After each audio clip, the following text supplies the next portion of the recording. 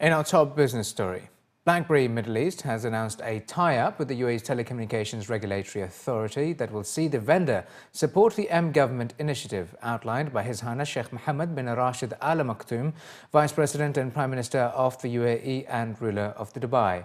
The initiative is part of a UAE-wide effort to make the country's e-government services available across mobile devices, thereby creating a smart government. BlackBerry's contribution to this will be to provide support and expertise in the development of a mobile centre of excellence. One of the key driving forces for the project will be an application development lab within the TRA. According to BlackBerry, the Dubai-based lab will be the first of its kind in the Arab region and will be dedicated to verifying the security and quality of M-Government mobile apps. Additionally, BlackBerry stated that it would also assist the TRA in developing application labs at UAE-based universities to help students and government employees who want to develop applications. Kuwait projects company KIPCO has rejected a $3.2 billion takeover offer from a US private equity firm for its pay television subsidiary OSN, the parent company said in a bourse filing on Sunday. KIPCO owns 60.5% of OSN, while Saudi Arabia-based Mawarid Group holds the remainder. They jointly refused an offer from the US firm, which was not identified in the statement. The offer comprised of $2.4 billion in cash and a further $800 million subject to certain conditions, according to KIPCO. It said the offer was for between 51% and 100% of OSN. Dubai-based brokerage Arqam Capital last year valued OSN at $4.3 billion. The TV company has operations across the Middle East and North Africa and posted earnings of $494 million in 2013.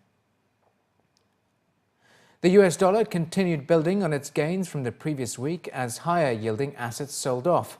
The US dollar index, a measure of the US dollar against a basket of currencies, closed at 81.40 and is now up 1.5% over the past 4 weeks.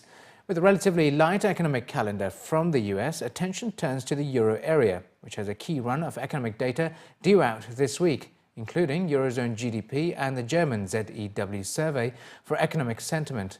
To find out more about this and the week ahead, we earlier spoke to Gaurav Kashyap, head of futures at Al Pari Middle East. Well, we've seen markets kickstart the week similar to the themes we saw in last week's trading session, whereby investors were favoring the US dollar. Now, if we look at some of the safer haven assets such as the Japanese yen, we've seen these kind of sell off as a result of de-escalating tensions between Russia and Ukraine. Now, Russia seems to be winding down some of its military exercises in that Eastern European belt, and this has seen safer haven assets sell off, and we've seen the Japanese yen ease off 3-week highs against the US dollar. If we shift over to the Eurozone, it's going to be a very, very key week with regards to economic numbers.